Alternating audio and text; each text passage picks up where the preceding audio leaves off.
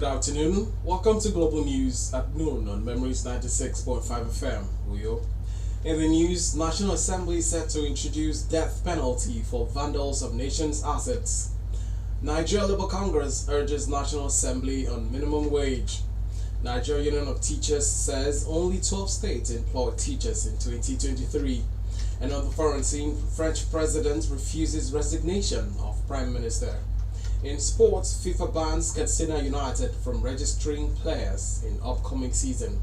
Details of this and other stories coming up shortly.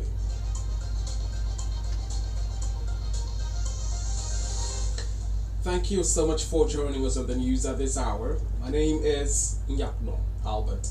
And now the news in full. The National Assembly is set to introduce a bill that will impose the death penalty on individuals found guilty of vandalizing the nation's assets. The proposed bill aims to address the rampant vandalism of critical infrastructure, including power installations, railway tracks, and airport facilities. In an interview with newsmen, Senator representing Kebbi Central, Senator Adamu Aliero, stated that the National Assembly is concerned with the persistent damage to these assets and seeks to deter such criminal behavior through the imposition of severe penalties, including life imprisonment. Also, the Minister of Transportation Alkali Said also attributed recent train derailments to the tampering of rail lines by vandals, highlighting the urgent need for effective measures to protect the nation's critical infrastructure. This comes as the Nigeria Police Force recently apprehended suspects caught with truckloads of stolen railway tracks from across the country.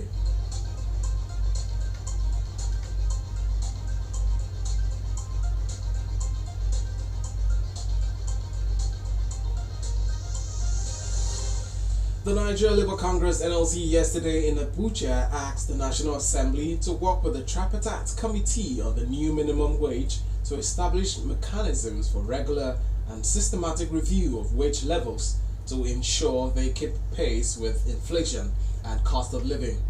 President of the NLC, Joe Ajero, who made the call in a goodwill message, delivered a national retreat organized by the National Institute for Legislative and Democratic Studies in Abuja. He urged the lawmakers to review and update the labor laws to reflect the realities of today's economy and protect the people. Ajero implored the National Assembly to join in calling on the executive to transmit to the Assembly the bill on the reviewed labor administration laws, which had gone through the tripartite process some years back but seemed to have been impounded by the executive. Ajero added that the legislature should make laws that encourage continuous investment in education and vocational training to equip the Nigerian workforce with the skills needed to thrive in a dynamic and evolving job market.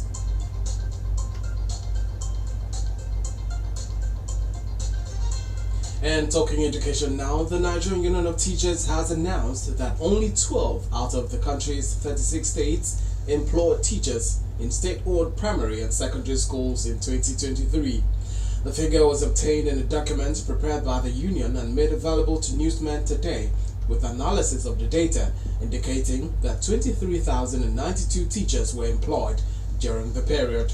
The data listed the states that recruited teachers in 2023 as Anambra with 5,000, Borno with 4,000, Adamawa with 3,020, Delta with 2,000, Ekiti with 2,000 recruits, Kano with 1,750, Lagos with 1,340, and Akwa Ibom with 1,000 recruited teachers, among others.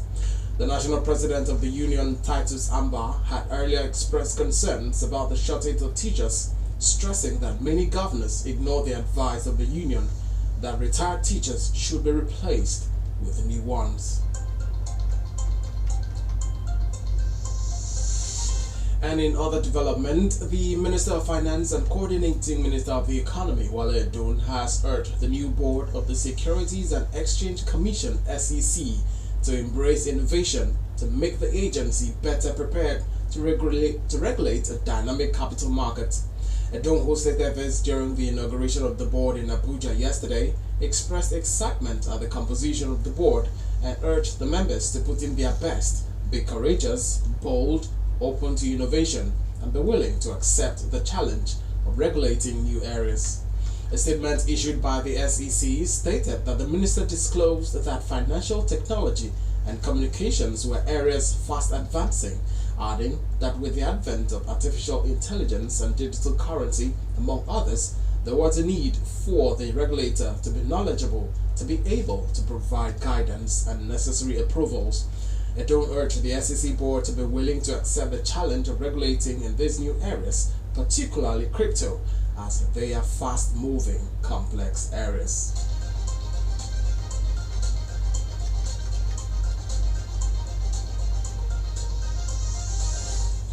The Nigerian National Petroleum Company Limited (NNPCL) says fuel stations are to operate longer hours for supply and distribution of petrol, calling on fuel stations to aid availability in view of the current tight situation. This was made known by the Executive Vice President Downstream NNPCL Dakbo Shegun during a joint inspection of stations by the company and the Nigerian Midstream and Downstream Petroleum Regulatory Authority (NMDPRA) officials in Abuja yesterday. Earlier, the NNPCL and the NMDPRA embarked on a joint monitoring of the supply and distribution of fuel stations in the FCT and across the country to ensure that queues disappear. The NNPCL says the turnaround period of premium motor spirits, popularly known as petrol trucking, has also been elongated to ease the situation across the country.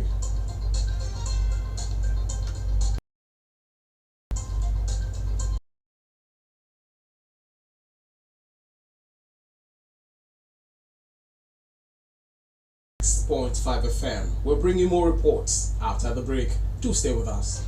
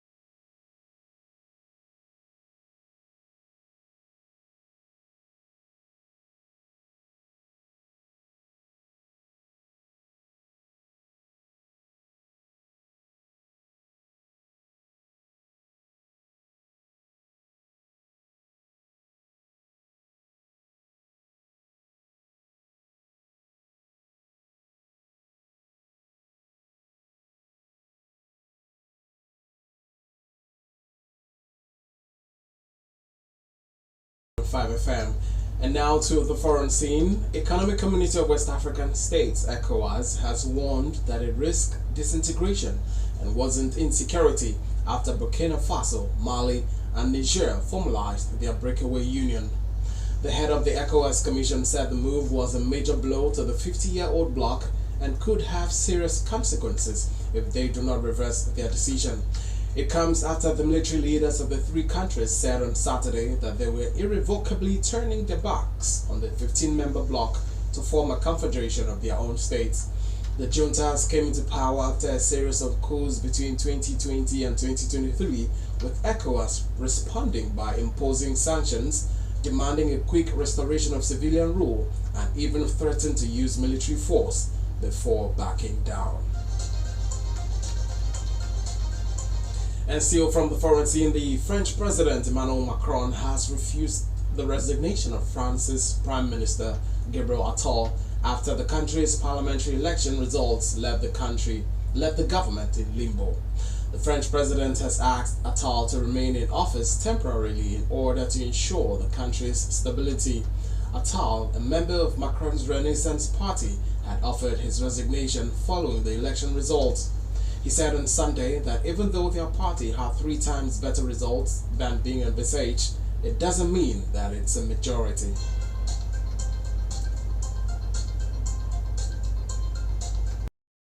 In sports now, World Football Governing Body FIFA has banned Nigerian Premier Football League side Katsina United alongside 22 other African clubs from registering players for 3 registration windows.